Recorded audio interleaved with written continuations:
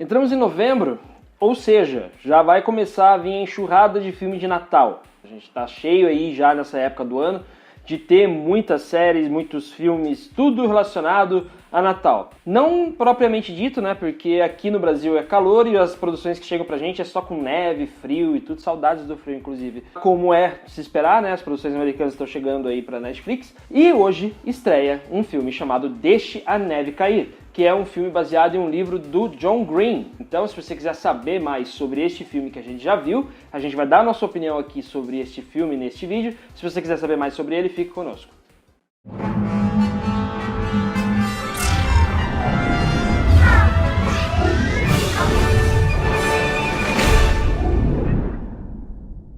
Mais uma vez, gostaria de pedir para você se inscrever no canal, o feedback que você nos dá é sempre muito importante, e também gostaria de pedir para você clicar no sininho aí para você receber as notificações dos vídeos novos que a gente tem lançado aí toda semana. Então a história desse filme trata de um grupo de jovens que fica preso junto durante uma nevasca, e esses jovens, né, cada um deles tem os seus problemas pessoais, e são problemas difíceis, coisas inerentes da idade mesmo, problemas com a família, problemas de relacionamento, problemas com os seus próprios amigos. Então cada um deles tem o seu problema em específico, e a partir do momento que eles se juntam a partir dessa nevasca, eles acabam se aproximando mais e também acabam aí ajudando uns aos outros. A proposta desse filme, né, essa comédia romântica, é logicamente unir o romance com a comédia, mas neste caso em específico tem muito mais romance do que comédia. O filme não é tão engraçado assim, mas ele aposta muito no romance e no carisma dos pares que vão se formando durante a projeção. E é exatamente esse tipo de coisa que a gente pode esperar de uma adaptação do John Green, né, que é o cara que escreveu aí,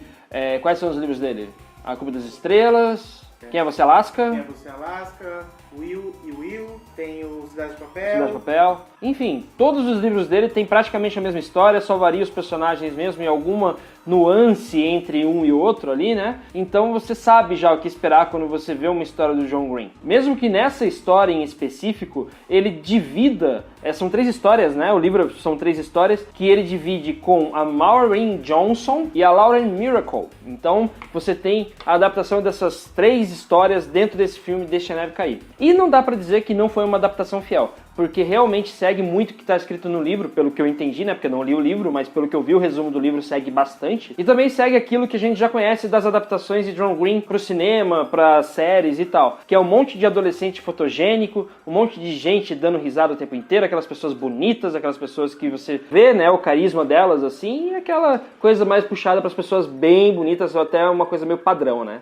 Então, nesse filme, o que você encontra? Um monte de adolescente fotogênico com seus dilemas que são bem típicos de dilema da idade, né? Da adolescência, da saída da adolescência para o começo da vida adulta. Então você vai encontrar isso muito na história desse filme e... Na verdade, a gente fala essas coisas, mas o filme até chega a ser bom, porque comparado com outras adaptações do próprio John Green, né, tirando A Culpa das Estrelas, que foi o mais famoso, que foi o que fez todo mundo chorar no cinema, né, Lucas? Eu não chorei no cinema. Uhum. Eu chorei lendo o livro mesmo. Ah, tá, então desculpa. Mas isso lá em 2012, 13, tá? Tá bom, Deixar entendi. claro. Uhum. E mesmo que seja clichê, né, como a gente já sabe que é as coisas que tem a mão, tem o dedo do John Green, ainda assim tem o seu charme. O filme todo é bem charmoso, é um filme fácil de assistir, ele é curto, tem menos de 1h30, tem 90 e poucos minutos, se não me engano. Ele é um filme que acaba rapidinho, só que isso tem os seus prós e contras. A gente vai falar primeiro os prós e depois os contras. Neste caso, o charme que os atores próprios passam para os seus personagens faz com que a gente fique ligado nessa história e goste de acompanhar. Porque apesar do roteiro ter aí uma coisa meio desnivelada, vamos dizer assim, tipo, é muito romance para pouca comédia, a gente fica meio que aquela coisa meio melosa, meio melodramática até. Então você tem um monte de clichê amontoado, um monte de situações repetitivas, mas que no fim das contas, se você olhar o conjunto, né, como um todo, você vai ver que vale a pena assistir. É um filme até um pouquinho agradável. E isso é possível porque tem um monte de rosto que é até conhecido do público, né? Tem a menina lá do Sabrina, que é a Kiernan Shipka. O Jacob Batalon, que é o cara que é amigo do Homem-Aranha nos filmes, né? Eles fazem alguns papéis, de certa forma, secundários dentro dessa história, mas ainda assim importantes. E eles, pelo fato de ser rostos conhecidos, fazem com que a gente se apegue logo nessa história, a gente queira realmente acompanhar o que está acontecendo. E no meio desse bando de adolescente, a gente encontra Joan Cusack, né? Que está atuando meio de uma forma no piloto automático ali, mas até mesmo o piloto automático dela é uma coisa muito boa que se sobressai perante o resto. Então, tendo uma atriz tão boa quanto essa no elenco, é obviamente que ela ia fazer bem, fazer bonito. Então você tem aí essa personagem dela que é interessante, também tem um ponto central na trama